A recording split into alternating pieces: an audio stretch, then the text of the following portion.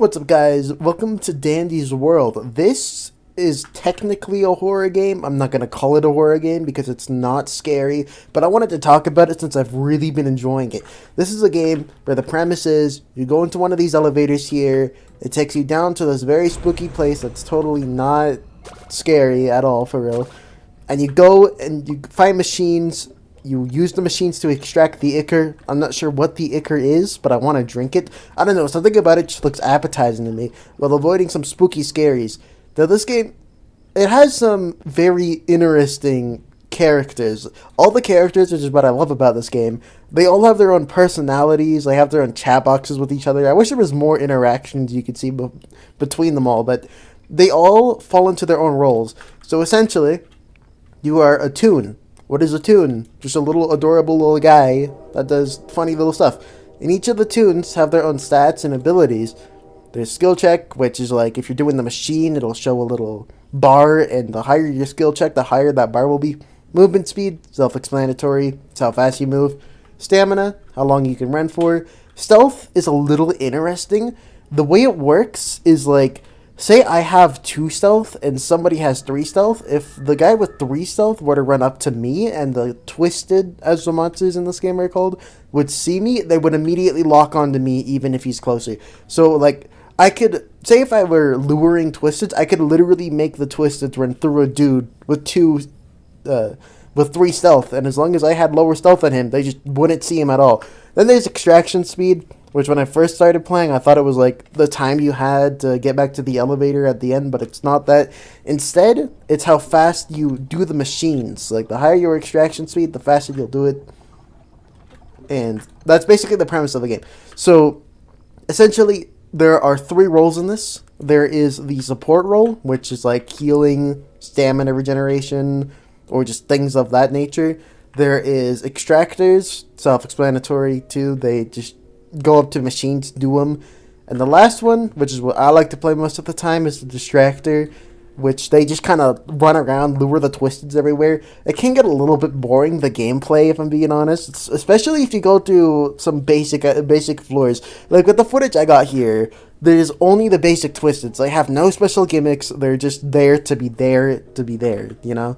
It's very boring, if I'm being honest. I do wish that they did more stuff. Like, maybe if they added a thing where the twisteds would just lose interest in you after a while, so that you couldn't just keep them on you the entire time.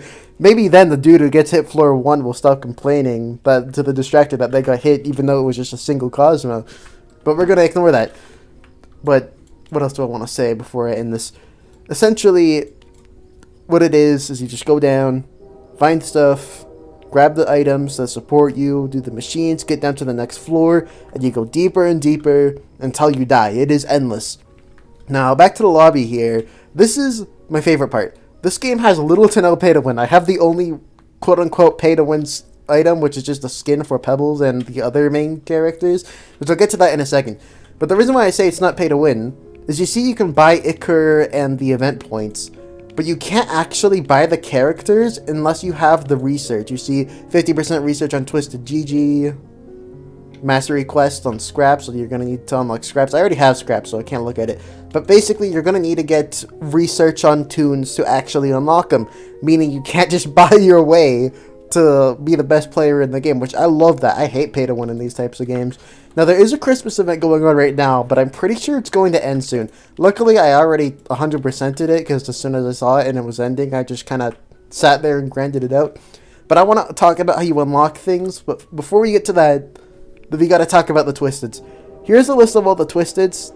You can see your research here, that's what that bar is. And essentially, once it fills up all the way, you can claim their trinkets. Here is Scraps. Her trinket gives you an uncommon item every single time you enter a new floor, if you have a slot open. And additionally, it allows you to, of course, actually unlock the character. You don't need 100% research to unlock everything. Like for Twisted Louie, if you wanted to unlock Louie, which I recommend, he's super fun to play, you needed to get 100% mastery on Poppy, which is like quests you get for doing tunes and stuff. But how you get research is a little bit different. You'll find these little research capsules on the ground, and those will give you 1% research to a random entity on the floor. Or you can just kind of go for an encounter bonus. When an enemy spots you for the first time, you'll get +5 research towards them, but only once per floor, so you can't just lure them and get 100% research on the first floor. That would be a little bit stupid. But I'm probably going to record a little bit of this with my friends, because this is not a single player game. If you play this single player, you're going to get rolled, because it takes too long to do all the floors, and especially if you get to the harder twisteds, which I guess I could talk about that too. You may notice that some of the twisteds have rarities: common, uncommon, rare, lethal, main character. What does any of that mean? Essentially, it's the rarity. Commons are, of course, common. They don't really do too much, which is hence why they're commons. They're easy to deal with. Uncommons have like niche gimmicks. They can be a problem, but they're not really a problem. Like Connie here, she will possess a machine, and if you try and do it while she's possessing it, she'll pop out of it and schwack you, taking a chunk of health. Now, and then there's the main characters, which can only appear on floor 5 and onwards. They are rare, and they each have their very unique gimmick. Like, if you're trying to unlock Twisted Bobbit, the Christmas main character, she will be able to hear when you pick up items. If you pick up an item, if she's not targeting anybody, she will run towards where you picked up that item, which is useful to lure her around if you need to, but you also got to be careful, as she also gets faster the longer she's chasing you, up to a maximum of like 32 speed, which I won't get into all the extra numbers. That's way too complicated even for me. And of course there's the lethal. There's only one lethal, which is Twisted Dandy. It's the name of the game! Essentially, if you don't buy from his shop, he'll get angry, and then he'll try and bite you, and he will one-tap you, but he's kind of easy to deal with, I'm not going to lie. He's not too imposing.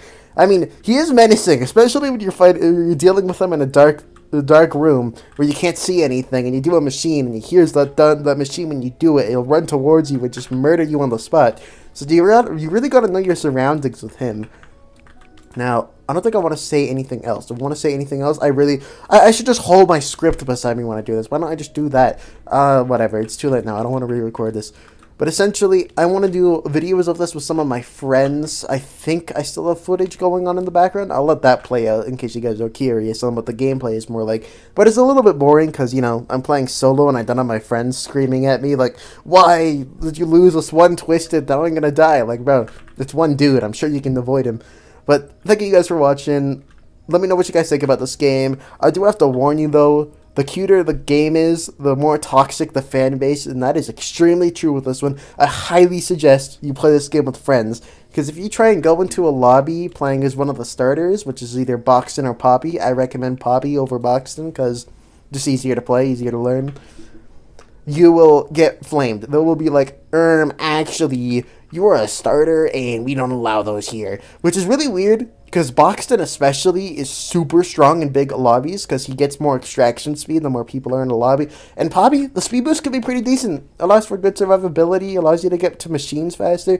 I don't understand why people hate them so much.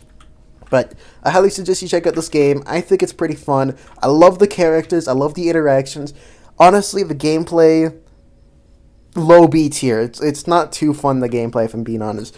But the way you unlock characters is extremely unique and fun. I put that at A tier. And the characters, easiest S tier, bro. The characters have these cute little interactions. They all have their own personalities, their own little abilities and gimmicks, which I absolutely adore that. The character I'm playing is a Distractor, if it wasn't obvious from me running for my life. And my ability sets my stealth to be in the negatives, meaning as long as I have my ability, it's going to be hard for my teammates to die. If they lock onto him because they have lower stealth, I could just bark, and then they'll lock back onto me. Unless it's Shrimpo, which is the best character in the game. You have to unlock Shrimpo. Shrimpo is really good, I swear. But anyways, that's all I'm going to say. Enough stalling. Thank you for watching. I'll see you guys next time.